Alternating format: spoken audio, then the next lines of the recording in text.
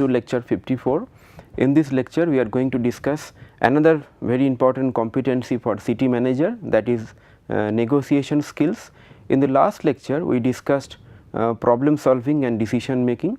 We have discussed that to understand problem it is very important to analyze the problem, whether the problem is to be owned by you and to be controllable at your end or not, and then to analyze the problem we have to see the root cause of the problem, and to resolve the problem we take decision, we make several alternatives solution to for the problems, and we see the problems an opportunity to do something, and out of those decisions to take the opportunity to solve the problem we select one and we convert that selected options to a final decision, and decisions are converted into the actions.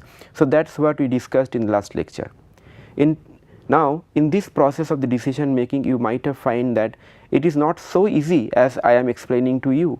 Those who are working at the urban governments, you might have seen that sometimes the decision making becomes a very difficult job, because a decision is involved with multiple organization, sometimes multiple sections of an organization, sometimes people, community group and political influences are also there. That is why you might have seen that all the decision making process involves significant amount of conflicts, differences of opinions, and sometimes non-fulfillment of the objective, and decisions are not made or wrong decisions are made and the implications are disastrous. So, in those situations, to avoid the conflict and to avoid the undesired situations, how we can avoid those kind of situation using the negotiation skills, that is what we are going to discuss. Within these discussions we are going to discuss the interpersonal relations and trustworthiness at the individual level and the group level, how the trustworthiness leading to collaborations within and outside the organization, and what are the beliefs and the actions in collaborations in organization, that is also we discuss, and negotiation and urban governance, what are the negotiation possibilities which can really work better in urban governance, that is what we are going to discuss. Now, in the interpersonal relation I show why interpersonal relations are important in the official situation. Now, in a organization the job responsibility is written for each and every people most of the case, but even then why the interpersonal relations work? It is because we are human being and we work in official situations, and sometimes since we are a social animal and human being, the interpersonal relations also work fantastic.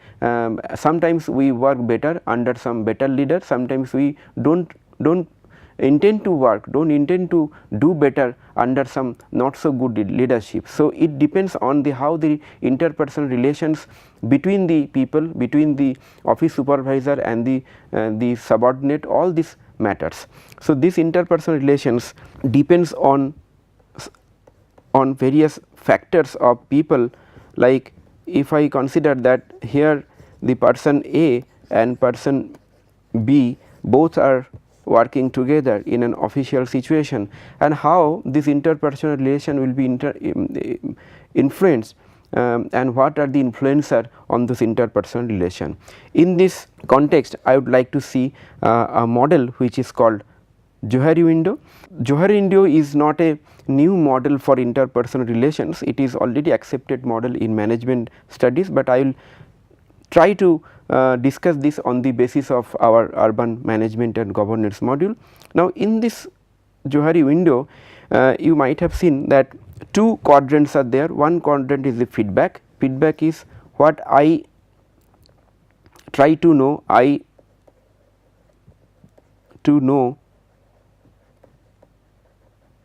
from others,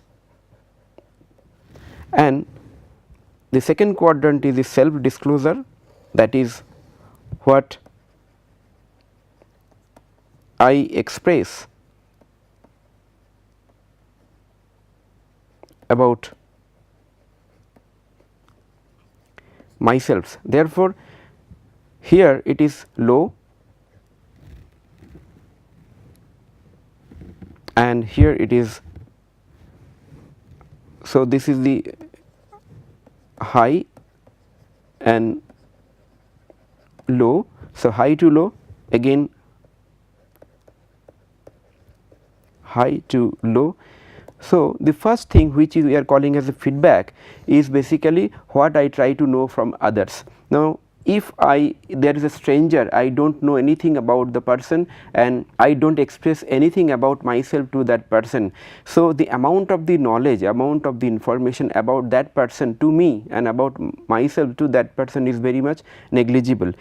So, that is basically the unknown to self somewhere here, which is unknown to self and unknown to others. So, this is a situation like a stranger, and when we try to start or initiate discussions and the interactions, we know each other in a better way and we exchange informations, ideas, we exchange the experiences, we exchange the even sometimes in the personal facts, and then we increase the feedback, we increase the self disclosure. So, here in the chart 4 quadrant, the quadrant 1 which I have discussed now is basically called as a unknown area, which is unknown to others and unknown to myself. And sometimes when I know something which I disclose, that is high disclosure but low feedback, that is the blind area, because I disclose anything about me, but I am not sure about the others, I do not have relevant information about the team members or the others, that is called the blind area. On the other hand, there is a term called private area, where my disclosure is very low but my feedback is very high. So, in that case I am not sure about the about it is called private area, because the feedback is very high. I know about the people, but about myself they are not aware. So, that is called private area. About myself they are not aware, and it can be a better situation that there could be high situation that I know a substantial information about others and others also aware about something about me. So, this allows high feedback and high self disclosure area. So, that is called public area. So, in interpersonal relation, the more the public area, better the interpersonal relation. So, this line is not a static line, sometimes this line could be like that. So, in a interpersonal relation, if the lines are like this, that means more public area. So, more the public area, it is better that we have, it is a better interpersonal relation, and if it is reverse, like that means the unknown areas are more. These kind of situations are basically non-trustworthy situation.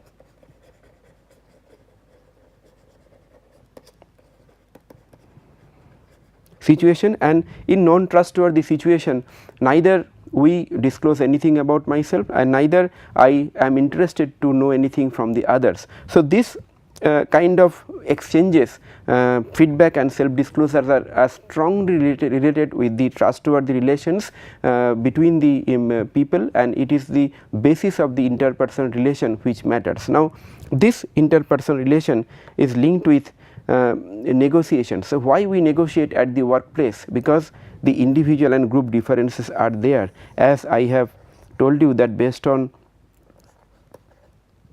interpersonal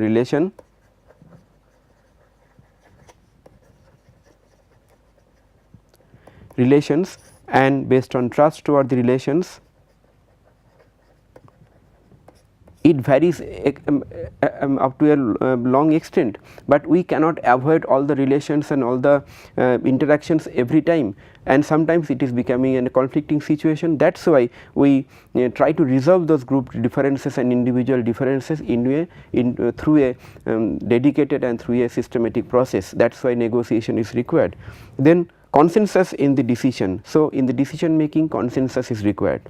Making development forward, unless we do not care about what others are thinking and we just impose something to the others, the decision become biased and this decision may not help the development, and that is how we try to come out from a private area to the public area as per the Johari window, and try to make a trustworthy relation between the people around us who are working at the job situation, and then we make decision consensus and doing forward for the development.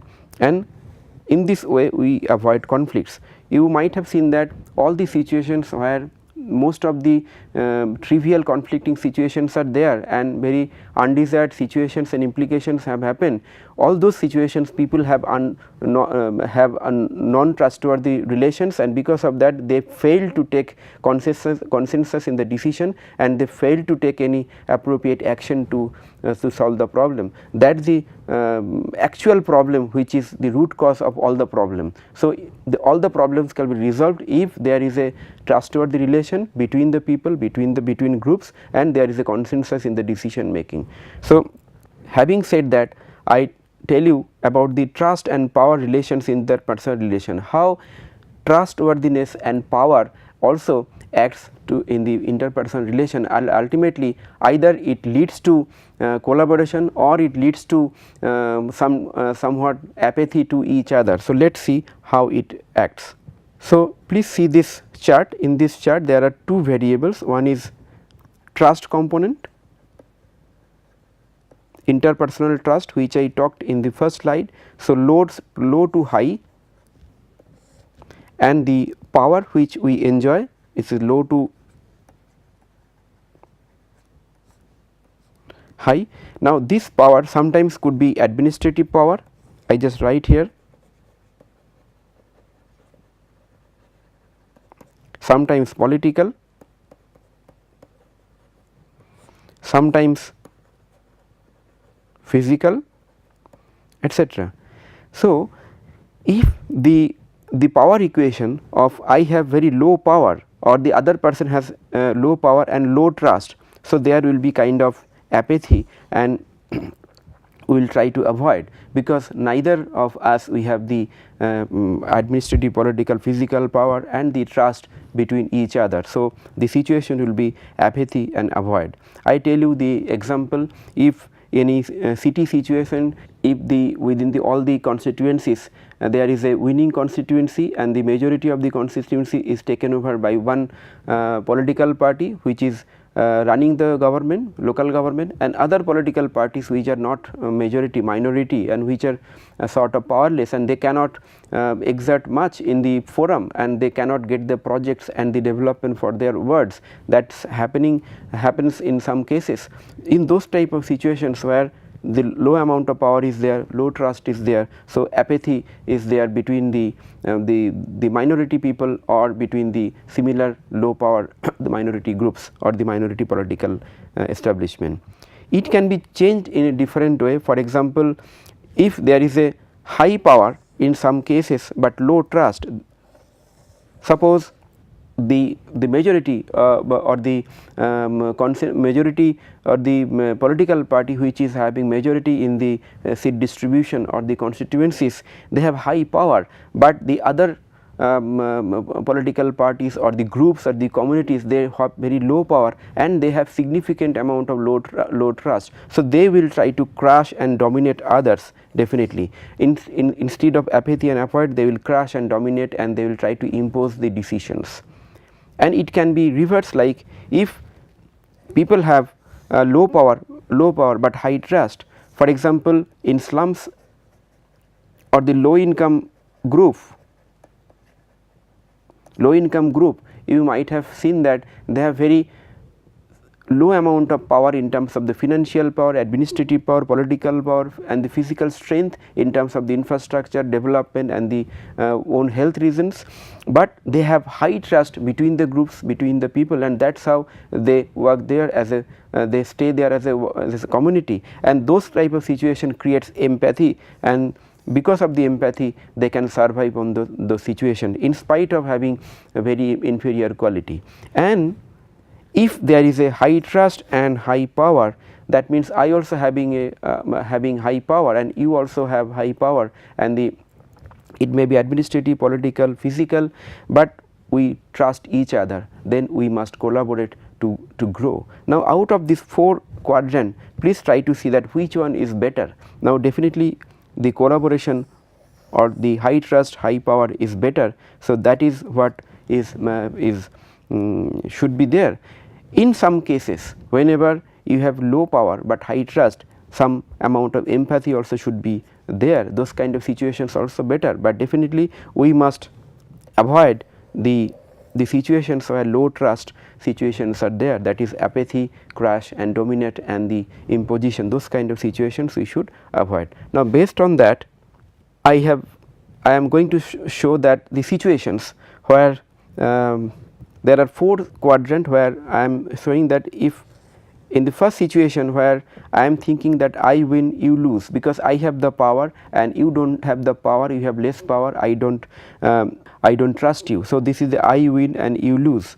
Here I lose and you lose, because neither I have the power or you have the power and we do not have the trusty relationship. So, this is I lose and you lose, and here I win and you win, that is I also have the power and confidence, you also have the power and confidence. So, this is the desired situation, and there could be situations that I lose and you win. If there are situations like you do not have the power, but others are having power and the responsibility and non-trusty relationship, that time I lose and you win, those kind of situations are also there. So, in actual situation we will try to create I win and you win situation. In the earlier slide we showed that collaboration. So, basically collaboration is the key principle to achieve the I win and you win situation. In short, it is called win-win situation. So, this is basically the life positions what we can have in the negotiation paradigm. Now, good interpersonal relations to trustworthy collaborations. So, definitely good interpersonal relations is important to make trustworthy collaborations in actual practice. So, in this practice of trustworthy collaborations in organizational setup, situation, there are some belief systems you should have to have a trustworthy situation. There are some actions which need to be taken at every level. So, let us see what are those. So, belief 1, people at work want to contribute. So, you should trust people that they want to contribute, they are here to work. It is not that they are here not to contribute, not to take action. So, they are here to contribute, learn and grow. Belief 2, people want a workplace fit for the human spirit. If you do not give a better workplace, better environment, how they will work. So, people are here to work, to spend 7 to 8 or 9 or 10 hours of time in a day. So, therefore, you have to give a better environment to work.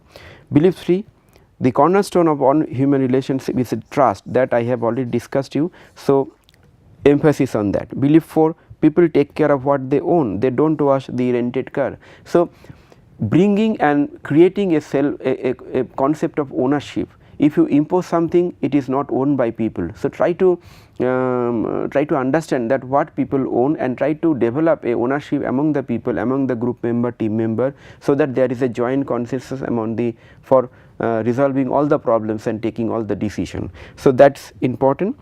Belief 5, collaboration is the best way people naturally want to work. People do not work in a situation like I win, you lose, I win, I lose, you win, or I lose, you lose situation. People work only in I win, you win situation, win-win situation, where people can see that they are doing something which will help them as an individual, so that which will help them for their individual growth, family growth, and at the same time which will help organization will prosper and grow, so that organization also can return something to the individual people. That is what people consider. Based on the beliefs, there are some practice for actions. So, please follow these actions. I have not developed all this practice and this thing, I am just sharing with you so that you understand better. So, one is strategic thinking. So, takes a long view and provides clear direction, links the strategy to betterment of the society. Authentic, you should be authentic and genuine in terms of the interactions. Ownership, I have told that build ownership at your level, at people level. Communication is very important, transparent, open and two-way communication, written and verbal communication. We will have a dedicated lecture for the communication later on. And differences, it is very important and very natural to have the differences. So, please accept the differences between the groups, between the individual, and identify the differences and try to minimize the differences by solving those differences through negotiations and win-win discussions. And nurturing and support to the people. Learning could be very enjoyable if the learning has a outcome in the official situation where it will solve individual, group and organization both. And change, if we do everything, then the organization will change. If the organization change, definitely the individuals and everybody will get the benefit towards the better society. Then so we can deliver excellence with the collaboration. That is what we have established, and I hope you got the some message that collaboration and win-win situation is the principle by which we can deliver excellence. Now, how this can solve the negotiation process, that is what we see. Now, actual negotiations in the urban governance situations happens in many situations, including land acquisition. You have seen that in land acquisition situation, whenever negotiation fails, there are problems like agitation, there are problems like strikes and all the situations, and land acquisition is not possible. On the contrary, if the negotiations are successful, we have seen that large townships have been developed based on that, and in absence of that, even government can change, the project will not be fulfilled. So, land acquisition is a very conflicting and trivial case where we find that the negotiation is inherent. So, without the effective negotiation skill, land acquisition is not possible. Land pooling and land reconstitution, in some of the lectures we discussed the land reconstitution, which we call in India's town planning scheme. The whole psychological and the understanding of the town planning scheme based on the land, the negotiation and the win-win situation. In typical land pooling and land reconstitution, it is not acquired, the land is taken for some time and it is developed, and the better the betterment or the advantage or the benefit of the betterment is shared between the government and the people, and people can see some of the advantages and benefit which they are going to enjoy if the land is developed. So, in pooling and land reconstitution, the negotiation is important. So, typical expectations are like people think that what kind of compensation I am going to get, both the situation, what kind of return in terms of the job, in terms of the land, what I am going to get, what will be the final market value of my land, and what will be the share of the land what I have to give away for the development of the infrastructure and the government job. Those are the expectation and the questions are there in the people's or the landowners mind. That is what we have to think. On the other hand, if you are working as a city manager, as a public representative or a functionaries, your expectation will be how much I have to invest. The investment amount will be as less as possible, and at the end of the negotiation what I am going to get, is it benefiting the people, is it benefiting the mass population for creating some better infrastructure or not, that or not. This kind of questions should be there in your mind and expectation should be there. So, land acquisition and land pooling is very important cases where negotiations are required. Sometimes when you widen the road in existing cities, you need to talk with the people and negotiate them and take a consensus. Now, in initial phases people do not give their consent, but if you can convince them that if the road is widened, ultimately they are going to get a better communication facility, better transportation facility, and not only that, in addition they are going to get a better land value, because we know that a wider road gives a better land value than a narrow road. So, that is what we can do to convince people to give actual information and the showing the benefit they are going to get after the any development work like road widening. Then making large infrastructure decision, not only road widening, for example, large infrastructure decision like making a transport terminal, making a solid waste disposal ground, or making a water supply treatment plant. All these decisions nowadays are taken with the consensus with the people and the groups. So, you have to make them understand that what benefit they are going to take and what contribution and responsibility they also have to take, and then only it is possible to make a successful negotiation. User charges are, we have talked in the urban reform and the change that user charges was one very important element in the urban reform, starting from JNNURM and even in the current Amrut paradigm. So, in the beginning the user charges did not get a very good response from the common people. The reason was that they were not sure that what kind of services they are going to get, but in some cities the city authorities, they could convince the people that yes, they are going to get better services, and they performed it genuinely, and then only people was convinced that yes, we can give the some amount of user charges. So, user charges is another very important part in urban infrastructure, where you need negotiation between the groups and the people. And also PPP projects. In the PPP projects, I have talked earlier also that you need to negotiate with the private party. The objective of the interest of the private party will be simply the profit and the benefit they can get from the government in terms of the permissions, approvals, and some kind of incentives like better, more FAR and the tax incentives like that. But from your side, if you are working as a public representative or the functionaries, your interest should be that you facilitate the private partnership by allowing very negligible amount of the financial investment from the government exchequer and getting maximum advantage of the public infrastructure, social housing, whatever you can achieve through the PPP project. So, the expectation from between two parties in a PPP project like government and the private are different. So, you have to understand not only your expectation, the others' expectation wherever you are working in public or the private concern. So, these are the situations mostly needs effective negotiations. There are many situations where it is needed, but these are the major situations which matters the development process. Now, in a typical negotiation process, there are several stages. So, you should know as a city manager. First is welcome the members. To initiate the negotiation, you should welcome in a heartily manner, and then welcome genuinely, irrespective of any political biases, irrespective of any background information. I have seen effective negotiations conducted by the political executives, even the bureaucrats and the functionaries, where they have been, even after knowing the political background or the community background, they have been unbiased in welcoming them in a better way, because whenever you are chair, a rational and unbiased behavior and conduct is expected from you. That is what you should remember when you welcome and initiate a negotiation process.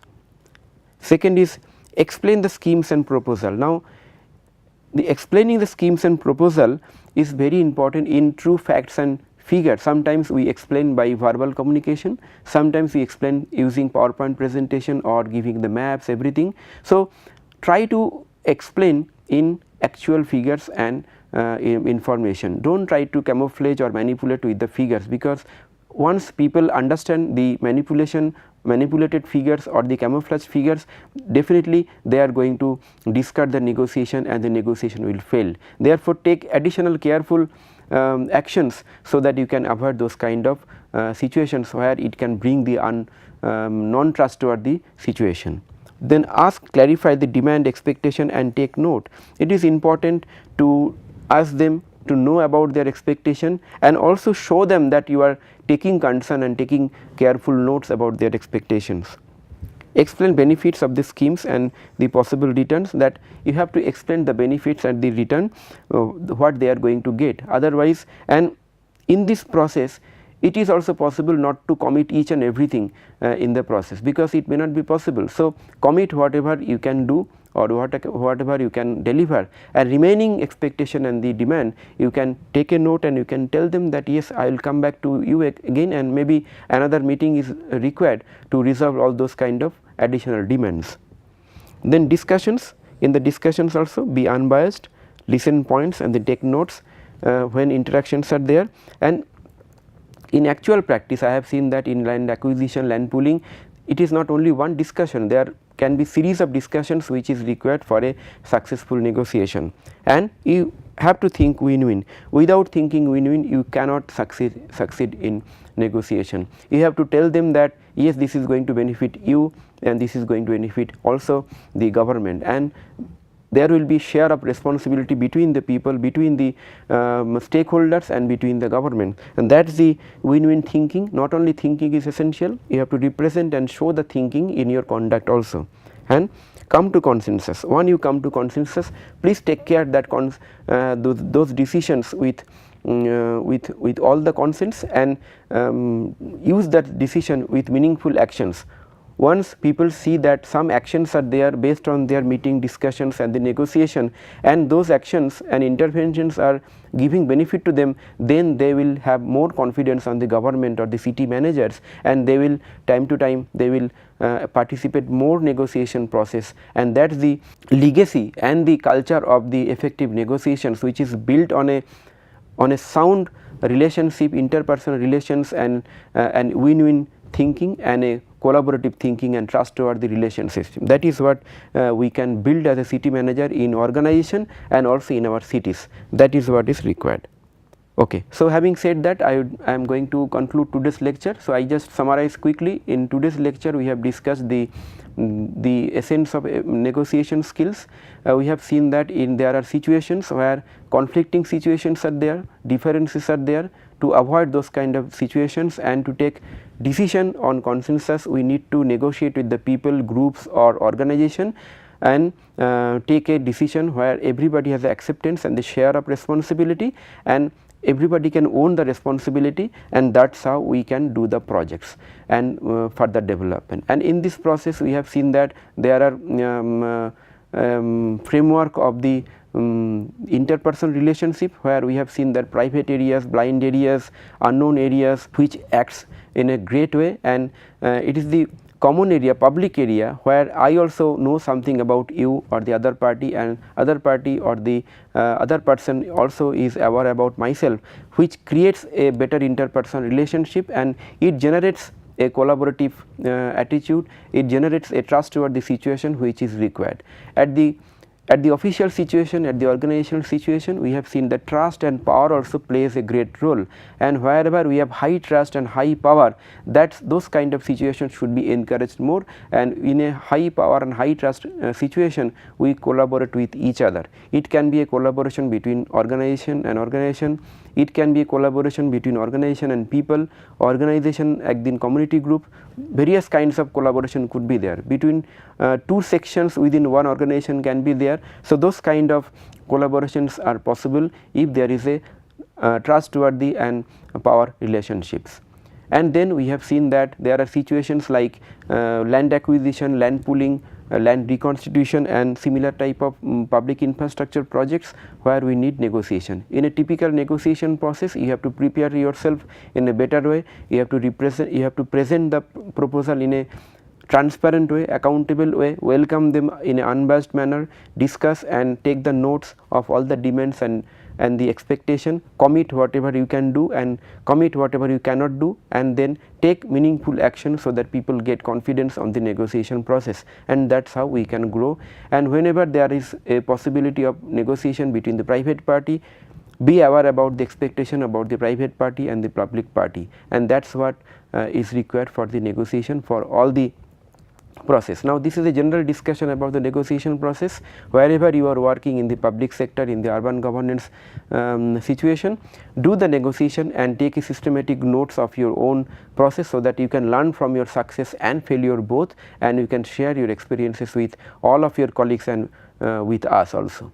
Next lecture, we are going to discuss the communication skill. The communication skill is very important in the interpersonal relationship, which acts as a very useful tool in day-to-day interactions between the people, between the groups. So, that is what we are going to discuss in the next class. So, thank you very much for today's lecture.